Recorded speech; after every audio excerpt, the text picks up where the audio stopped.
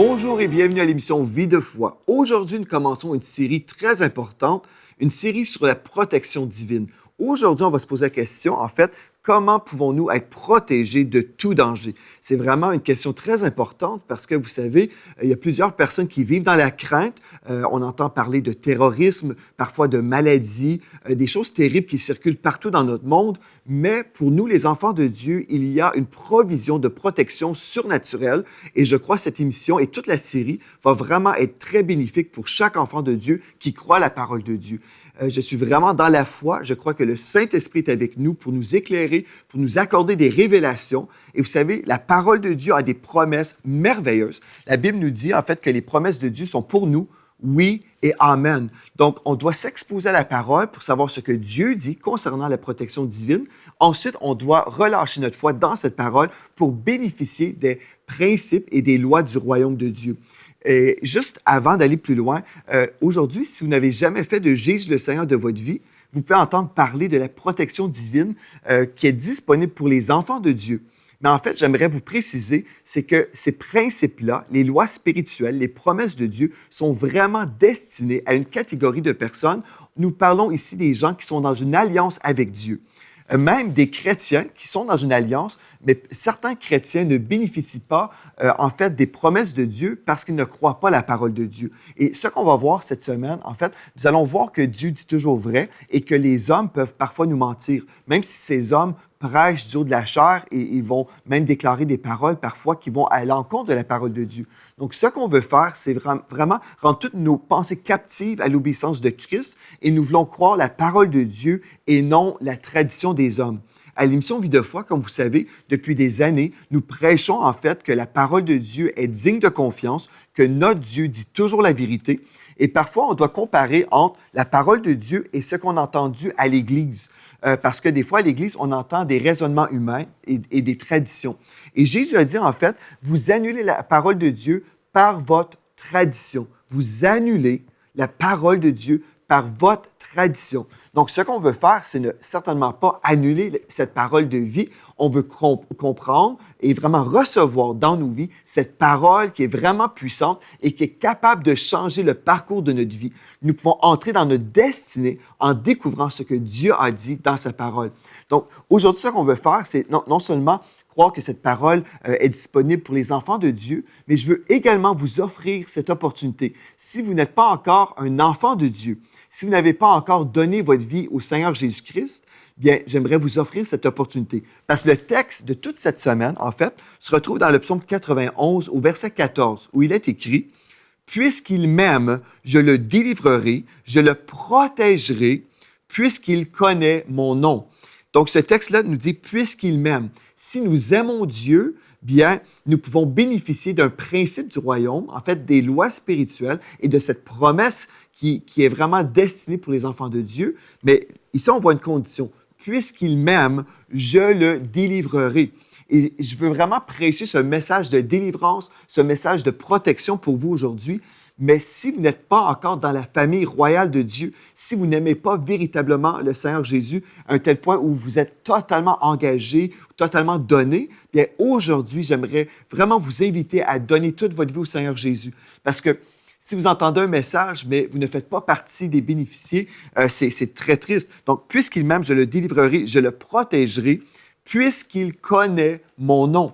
Ici, on ne parle pas simplement d'un nom comme ça, mais on parle en fait de l'héritage des enfants de Dieu. Si nous savons que notre Dieu est celui qui nous guérit, celui qui nous délivre, celui qui est notre paix, notre Dieu Shalom, le Dieu de paix, vraiment, on peut être dans une situation vraiment dangereuse. Et pourtant, si nous sommes enfants de Dieu, nous pouvons expérimenter une paix surnaturelle parce que nous avons en fait des anges dans le monde invisible qui sont là. Nous avons la présence du Saint-Esprit et nous pouvons vivre des miracles. Mais ici, la Bible nous dit, puisqu'il connaît mon nom, si nous savons que notre Dieu est digne de confiance, nous pouvons entrer dans cette dimension de paix et nous pouvons expérimenter une protection surnaturelle. Donc, dans quelques instants, j'aimerais ça prier avec vous. Si vous n'avez jamais fait de Jésus le Seigneur de votre vie, mais juste avant, on va écouter un chant. En fait, c'est un chant que j'ai fait à l'émission Hosanna. Et puis, on parle que Jésus règne. Et en fait, quand nous faisons de Jésus le Seigneur de notre vie, nous déclarons qu'il devient le Maître. Nous déclarons qu'il devient le Roi, le roi des rois dans nos vies. Ce n'est pas suffisant de simplement croire que Jésus est le sauveur du monde. Parce que même les gens qui ne connaissent pas Dieu peuvent savoir que oui, Jésus, c'est le sauveur du monde. Mais ce sauveur veut nous sauver.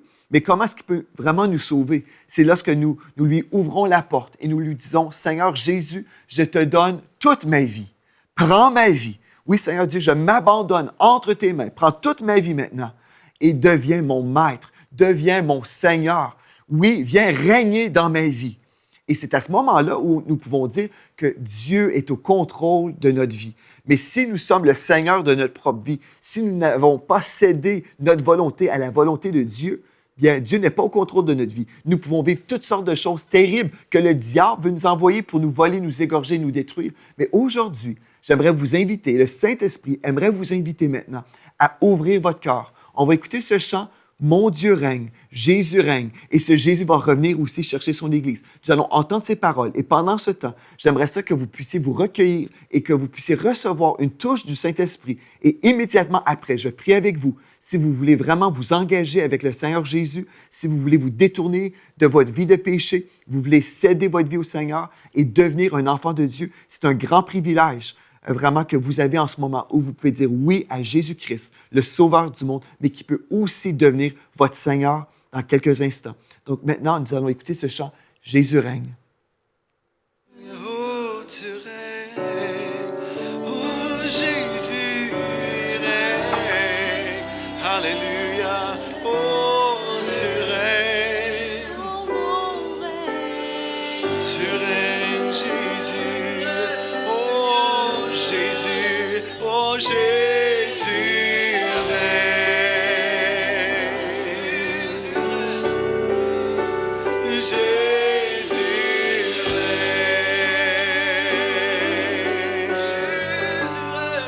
Jésus règne, Jésus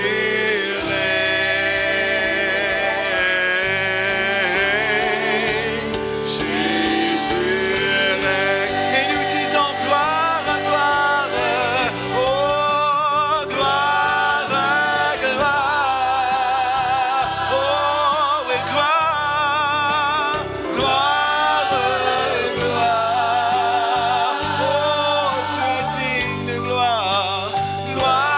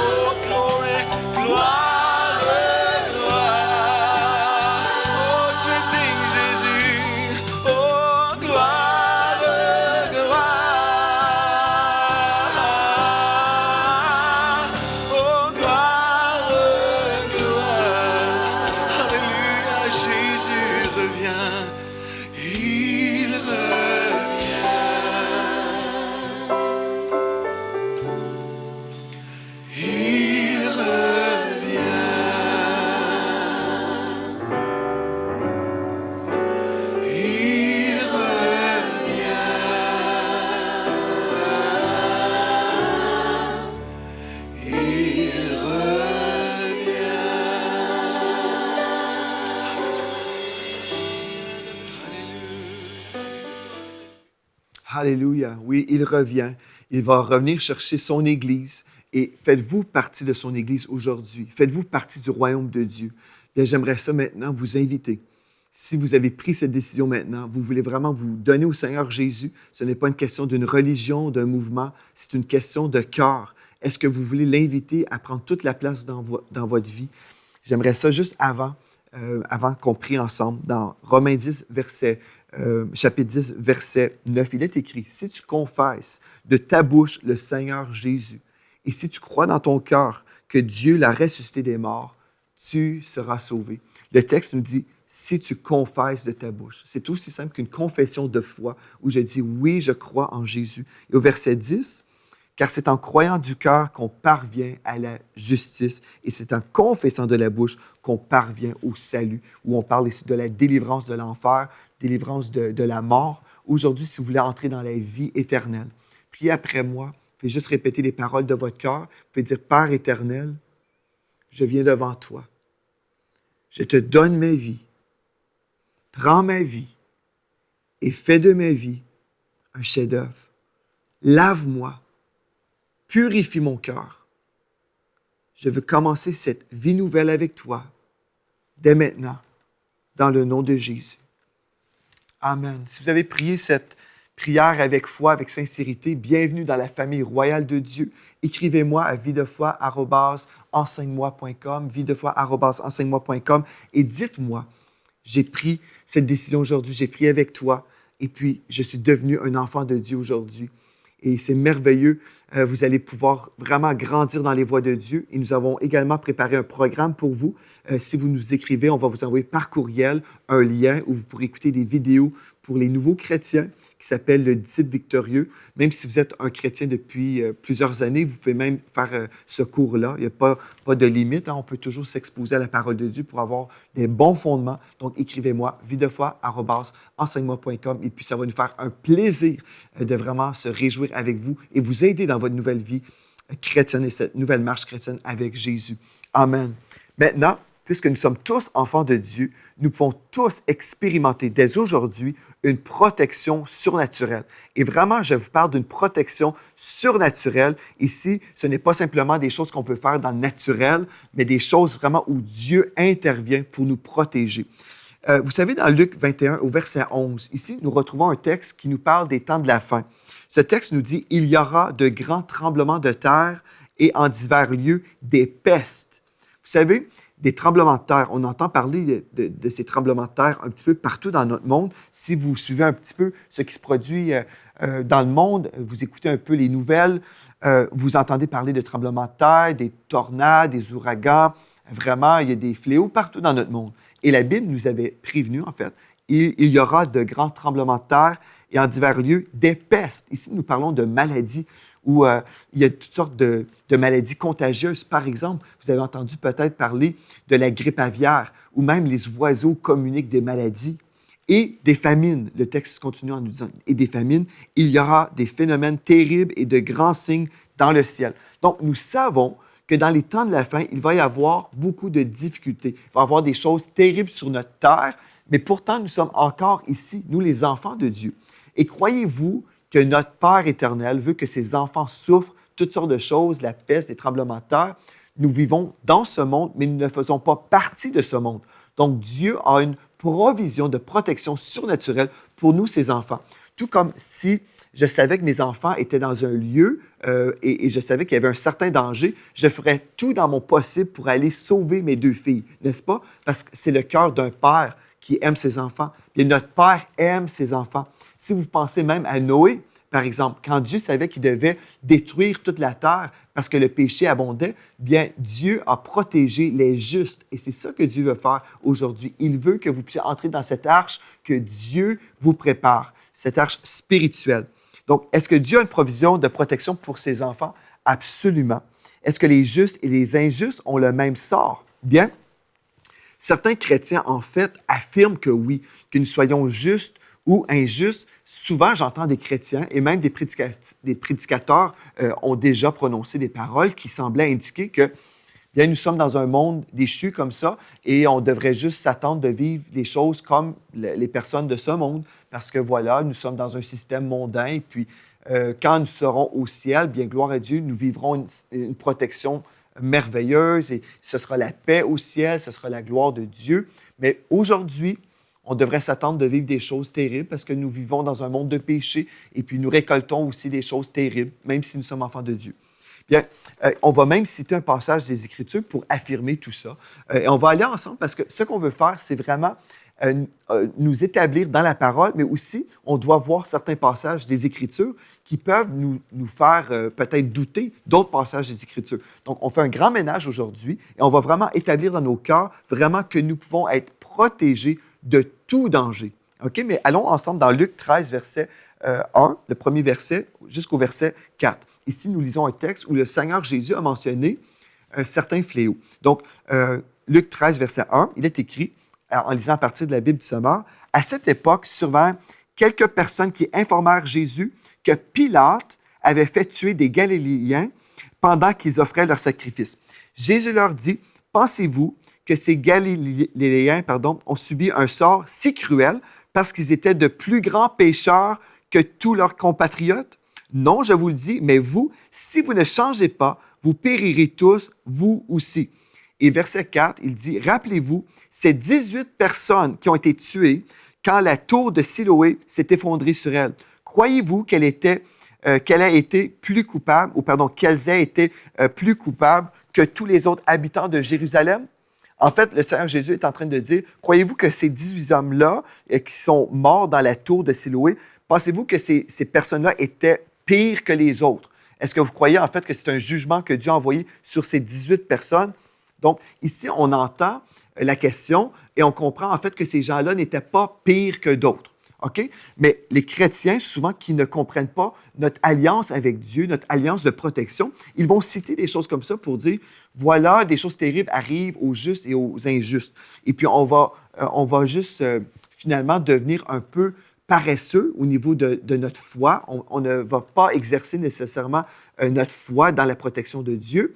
Et puis, on devient aussi très passif. Parce qu'on se dit, bien, des choses terribles arrivent partout. Et puis, voilà, des choses terribles comme à la tour de Siloé, des choses comme ça se produisent tout le temps. Et puis, voilà, c'est ce qu'on retrouve dans notre monde.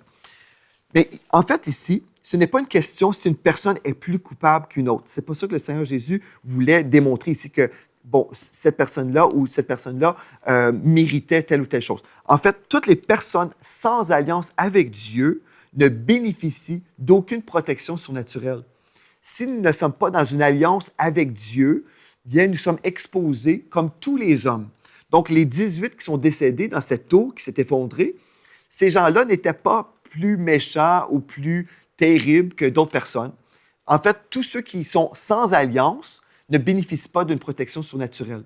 Et en fait, ici, on comprend aussi, si nous sommes enfants de Dieu, bien, nous ne tombons pas dans la catégorie de tous les hommes.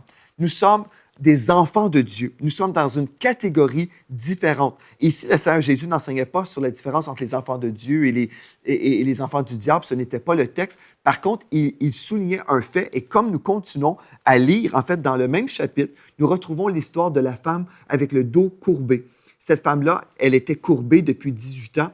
Et puis, quand Jésus voulait la guérir, les religieux de son époque lui disaient, en fait, comment ça tu fais ce miracle? Pourquoi tu accomplis cette guérison le jour du sabbat?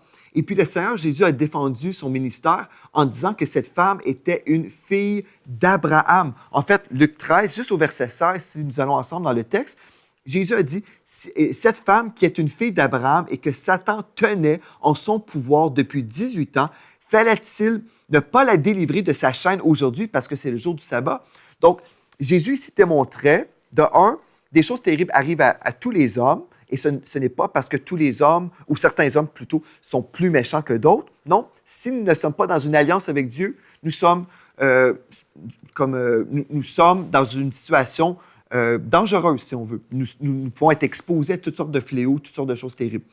Mais là, il précise, dans Luc 13, au verset 16, qu'il y avait cette femme qui était en fait une descendante d'Abraham, le père de la foi. Donc, cette femme-là devait mériter ou devait bénéficier de son alliance, qui était en fait l'alliance reliée à son père spirituel, qui était Abraham. Donc, c'était une femme de l'alliance, elle avait des droits. Et puis, on doit comprendre aussi que les auditeurs du Seigneur Jésus devaient simplement expérimenter un profond changement. En fait, c'est ça là, que le Seigneur est en train de dire dans ce texte-là. Vous avez besoin d'expérimenter un profond changement. Ce n'est pas parce que, bon, telle personne est meilleure que l'autre. Ce n'est pas ça ce que Dieu voulait ressortir de ce texte. Mais en fait, on doit comprendre que vraiment, il y a une différence entre l'enfant de Dieu et l'enfant du diable. Mais si vous faites partie des enfants du diable, toutes sortes de choses peuvent vous arriver. Et voilà. Donc, c'est ça que je voulais vous aider à comprendre dès le départ ici. On veut faire le ménage. On veut supprimer toutes les pensées qui sont contraires aux promesses de Dieu qu'on va voir ensemble. C'est tellement important parce que là, ce qu'on va faire, on va aller ensemble dans le psaume 91. Parce que ce texte, c'est vraiment notre passage qu'on va étudier ensemble. Le psaume 91, c'est vraiment un passage extraordinaire. C'est là où on peut lire vraiment la promesse de Dieu concernant la protection de Dieu. Et là, on peut dire, wow, cette promesse est pour moi. Cette promesse est pour mes enfants. Je peux exercer ma foi dans ce passage. Mais si, dans le fond de ma pensée, j'imagine, oui, mais là, il y a les 18 à la tour de Siloé où les gens sont tous décédés. Donc, voilà, je peux toujours être dans le doute. Et c'est ça que le diable veut faire, en fait. Le diable connaît la Bible. Donc, nous avons des promesses de Dieu. Et là, il va utiliser d'autres passages des Écritures pour venir contredire une vérité. Mais en fait, il va toujours tordre le sens des Écritures. Il va venir tordre le sens et puis finalement, les chrétiens n'exercent pas leur foi, donc ils ne peuvent pas bénéficier des promesses du royaume. Mais aujourd'hui, on vient de faire du ménage, on vient de supprimer cette pensée que n'importe quoi peut m'arriver. Non, on va voir ce que Dieu dit. Et on va comprendre aussi que dans Proverbe 12, 21, la Bible nous dit « Aucun malheur n'arrive au juste. » Aucun malheur n'arrive au juste. Donc, on va voir ce que le psaume 91 nous dit maintenant. J'espère que vous avez votre Bible avec vous. Vous pouvez écrire dans votre Bible, vous pouvez prendre un marqueur jaune et puis tout marquer ici. Vous voulez vraiment prendre le temps et absorber cette parole qui est vraiment la vérité. Donc, on commence au premier verset. « Celui qui demeure sous l'abri du Très-Haut repose. » Écoutez bien, celui qui demeure. Êtes-vous une personne qui demeure sous l'abri du Très-Haut, qui repose à l'ombre du Tout-Puissant? Ou êtes-vous une personne éloignée de Dieu, ou peut-être vous êtes là, vous vous promenez, vous venez proche du Seigneur et là vous quittez, vous rapprochez encore, vous prenez des détours?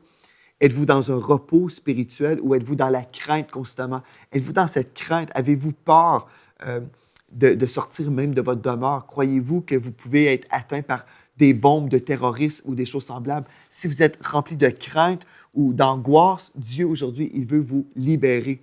Et il peut vous libérer par la parole de Dieu et certainement par la prière. Gloire à Dieu. Au verset 2, « Je dis à l'Éternel, mon refuge et ma forteresse, mon Dieu en qui je me confie. » Ça, c'est tellement merveilleux. Je dis à l'Éternel. Là, je commence déjà à confesser la parole de vérité. Je dis à l'Éternel, mon refuge et ma forteresse. Vous pouvez peut-être imaginer une forteresse où nous sommes dans une tour et nous sommes protégés des ennemis qui viennent nous attaquer. Et là, on peut le dire, je dis à l'Éternel, oui, je le dis à l'Éternel, mon refuge et ma forteresse. Seigneur, je place ma confiance en toi, mon Dieu en qui je me confie. Gloire à Dieu, il est mon Dieu, je me confie en lui. Car c'est lui qui te délivre du filet de l'oiseleur ou du chasseur. Le chasseur vient contre vous, le diable vient contre vous pour vous tuer, mais c'est lui, c'est Dieu qui te délivre de la peste et de ses ravages. Il peut y avoir, admettons, la grippe aviaire où les gens tombent dans la maladie, ils meurent. Mais la Bible nous dit ici, c'est lui qui te délivre de ce filet et de la peste et de ses ravages. Il te couvrira de ses plumes et tu trouveras un refuge sous ses ailes. Vous savez, Dieu peut même envoyer des anges de protection. Il te couvrira de ses plumes et tu trouveras un refuge sous ses ailes. Sa fidélité est un bouclier et une cuirasse. Donc, on peut avoir l'armure de Dieu qui vient nous protéger dans le monde invisible. Au verset 5, « Tu ne craindras ni les terreurs de la nuit. » Écoutez bien ceci. « Tu ne craindras », donc on ne craindra pas, on ne marchera pas dans la crainte, nous allons marcher dans la foi. Parce que mon juste, Dieu a dit, vivra par la foi. Donc, tu ne craindras ni les terreurs de la nuit, ni la flèche qui vole de jour. Donc, on parle de flèches, ici on parle des attaques. Ni la peste qui marche dans les ténèbres, ni la contagion ou des fléaux là, qui frappent en plein midi. Que 1000 tombent à ton côté. Que 1000 tombent à ton côté. Là. Écoutez bien ceci. Et 10 000 à ta droite. 1000 d'un côté, 10 000 de l'autre côté. Tu ne seras pas atteint. Gloire à Dieu, tu ne seras pas atteint. De tes yeux seulement, tu regarderas et tu verras la rétribution des méchants. Ici, on parle des méchants, ceux qui ne sont pas dans une alliance avec Dieu. De tes yeux seulement, tu verras la rétribution des méchants. Ceci veut dire qu'on peut être dans un monde où ces choses-là se produisent. Mais si on refuse de marcher dans la crainte, on ne vivra pas ces choses-là. De nos yeux seulement, on peut voir, nous serons témoins que 1000 tombent, ici le texte me dit, que 1000 tombent à ton côté et 10 000 à ta droite. Tu ne seras pas atteint. Et là, vous dites, bien, un instant, là, Pasteur Joël, cela semble trop bon, là. On dirait, c'est impossible parce que je connais telle histoire dans ma vie, telle personne que j'ai connue, cette personne était chrétienne, elle a vécu ceci ou cela. Est-ce qu'on veut croire la parole de Dieu ensemble aujourd'hui ou voulons-nous peut-être argumenter et contester la vérité de la parole de Dieu par nos argumentations et par nos circonstances? Les gens souvent vont croire plus leurs circonstances et les anecdotes. Mais on va juste prendre le temps, on va lire la parole de Dieu ensemble, on va croire ce que Dieu dit et après, vous allez comprendre plusieurs choses et les anecdotes que vous allez peut-être vouloir citer, ces anecdotes vont juste disparaître et vous allez comprendre des choses cette semaine. Gloire à Dieu, mais c'est tellement important. On va donner du temps au Seigneur pour être enraciné dans sa parole. De tes yeux seulement tu regarderas et tu verras la rétribution des méchants. Car tu es mon refuge, ô Éternel, tu fais du Très-Haut ta retraite. Aucun malheur ne t'arrivera, aucun fléau n'approchera de ta tente, car il ordonnera à ses anges de te garder dans toutes tes voies. Ils te porteront sur les mains, de peur que ton pied ne heurte contre une pierre. Tu marcheras sur le lion et sur l'aspic, tu fouleras le lionceau et le dragon. En d'autres mots, on va marcher sur le royaume du diable, puisqu'il m'aime, notre verset vraiment clé pour toute la série. Puisqu'il m'aime, je le délivrerai, je le protégerai. Alléluia, puisqu'il connaît mon nom.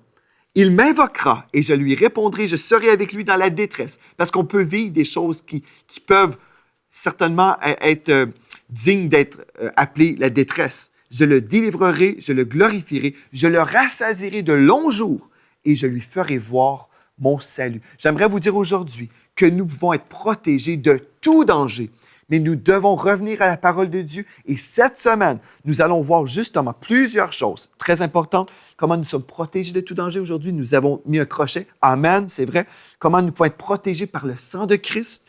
Nous allons comprendre la dimension de la louange et la puissance de la louange et le rôle des anges, le ministère des anges, ainsi que la foi véritable dans le texte que nous venons de lire ensemble, le psaume 91. Nous allons nous enraciner ensemble dans cette parole pour devenir inébranlables et marcher dans une protection absolument surnaturelle, cette protection qui nous appartient. Gloire à Dieu, merci d'avoir été là et d'ici à demain, soyez richement bénis.